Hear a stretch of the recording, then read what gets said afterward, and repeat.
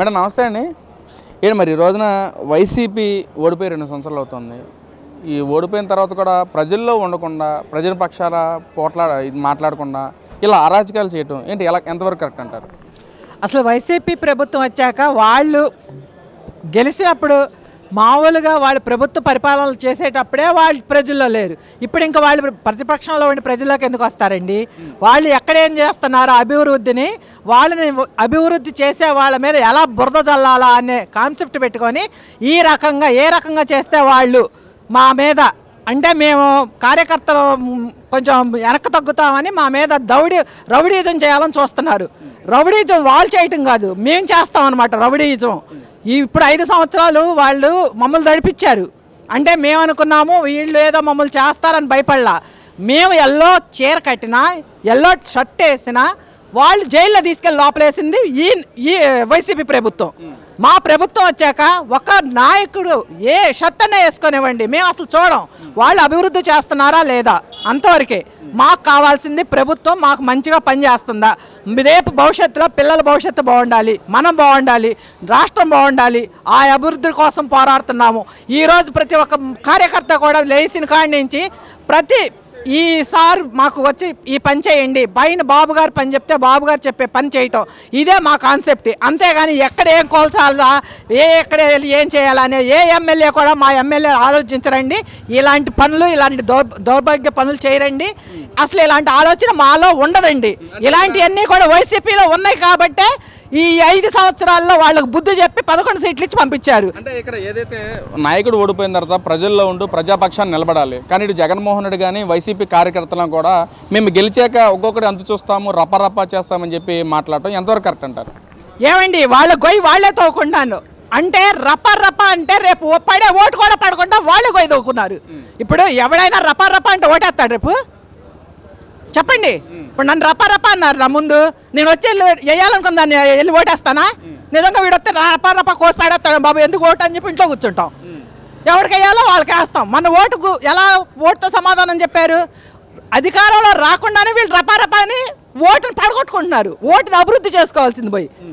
అంటే ఇంత జరుగుతున్నా సరే ప్రజల్లో కూటమి ప్రభుత్వం పట్ల తీవ్ర వ్యతిరేకత వచ్చింది. జగన్మోహన్ రెడ్డి గురించి చర్చ జరుగుతుందని చెప్పి కూడా వైసీపీ నాయకులు మాట్లాడుతున్నారు. నిజంగా చర్చ జరుగుతుందంటారా?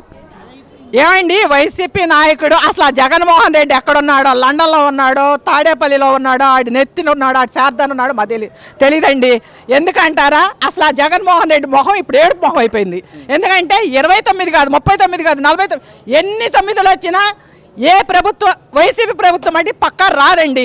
ఇది పక్కా రాసుకొని పెట్టుకోండి. ఏంటి పులి ఏంటి సింహ అదే పులితోలు కప్పుకొని మేమే గెలుస్తాం అని మొన్న కూడా 5 సంవత్సరాల ముందు అలాగే చెప్పారు. ఇప్పుడు ఏమైంది? 11 సీట్లు వచ్చేసరికి పిల్లల్లాగా లోపల కూర్చున్నారు. ఇప్పుడు మళ్ళీ ఎలక్షన్లు వస్తున్నాయి కదా, ఇప్పుడు ఎలాగా వీళ్ళందరినీ మనం తొక్కుదామని చూస్తున్నారు. మీరు తొక్కడం కాదు, మేమే పాతాళానికి తొక్కేస్తాం. ఎందుకంటారా? మీ 5 సంవత్సరాల పరిపాలన మేము చూసాం. ఇంకా మిమ్మల్ని తీసుకొస్తే మాలాంటి వాళ్ళని మీరు నడవనిస్తారా? అసలు మీరు మమ్మల్ని మంచిగా అసలు బతకనిస్తారా? ఈ రాష్ట్రాన్ని అభివృద్ధి చేస్తారా? మీరు దోసుకోవడానికి వస్తారు. మీరు మనుషుల్ని చంపడానికి వస్తారు, అవసరమైతే డోర్ డెలివరీలు చేయడానికి వస్తారు. అదేంటండి, అసలు గత 5 ఏళ్ల పాలనలో ప్రజలందరూ సంతోషంగా ఉన్నారు, శుభ్రపాలన అందించింది జగన్మోహన్ రెడ్డి. అందుకే జగన్మోహన్ రెడ్డి చనిపోయినా ఫోటో ప్రతి ఇంట్లో ఉండాలని చెప్పి జగన్మోహన్ రెడ్డి గారు మాట్లాడుతున్నారు. జరిగిందంటారు గత 5 ఏళ్ల పాలన? ఏంటి జగన్మోహన్ రెడ్డి తండ్రితో ఉందండి ఏ ఇంట్లో చూసినా కొంతమంది ఏళ్లలో.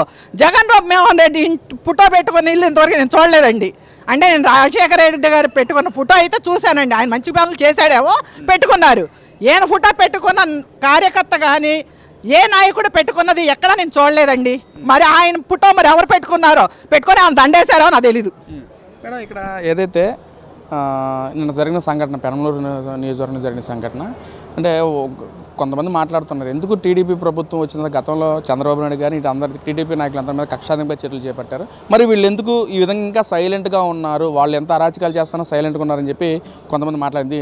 చేతకంతనమా లేక కావాలని చంద్రబాబు సైలెంట్గా ఉంటున్నాడని చెప్పి కూడా కొంతమంది మాట్లాడుతున్నారు. ఏంటి దాని మీద మీ ఉద్దేశం ఏంటి అసలు? ఏంటి చంద్రబాబు గారు ఎప్పుడూ సైలెంటేనండి. చంద్రబాబు గారు ఒక్కసారి కార్యకర్తలు వదిలేస్తే వాళ్ళ పతాపం ఏంటో చూపిస్తాం, కానీ చంద్రబాబు గారు ఆ పని చెయ్యరు, మమ్మల్ని చేపించరు. ఆయనకి ఆయనకి చిన్నప్పటి నుంచి ఉన్న ఆయన పదవిలో ప్రతిపక్షంలో ఉండండి, పదవిలో ఉండేవండి, ఆయనకు ఉన్న అది ఒక మంచి అలవాటు, ఆయనకున్న హాబీ అది. వీళ్ళలాగా రపా అనే మనిషి కాదు కదా. అదే రపా అంటే ఎంతమంది వేసిపోయేవారు ఈ పాటికి. బాబు గారు రపా అంటే, ఈ రోజు బాబు గారు రపా అంటే కొన్ని వేల మంది రపరప అయిపోయేవారు. అంటే ఇక్కడ ముఖ్యంగా రేపు జరగబోయే ఎలక్షన్స్లో మహిళలే పట్టం కట్టబోతున్నారు జగన్మోహన్ రెడ్డికి అంటున్నారు. మరి ఏంటి మహిళగా దాని మీద మీ ఒపీనియన్ ఏంటి? ఏమనండి, ఎవరు పట్టం కడుతున్నారో మరి మాకైతే తెలీదు. ఆయన పట్టం ఏంటో రేపు వచ్చి ఎలక్షన్లో తెలుస్తాయండి. రేపు 2029 వస్తుంది కదా, ఆయన పట్టం ఆయన కట్టుకుంటున్నాడేమో, జనాలు కడతల్లా. ముందు జనాలు కట్టినప్పుడు చూద్దాం, ఆ పట్టం పెట్టుకున్నప్పుడు చూద్దాం, ఆ కిరీటం పెట్టుకున్నప్పుడు చూద్దాం, ఆ కుర్చీలో కూర్చున్నప్పుడు చూద్దాం.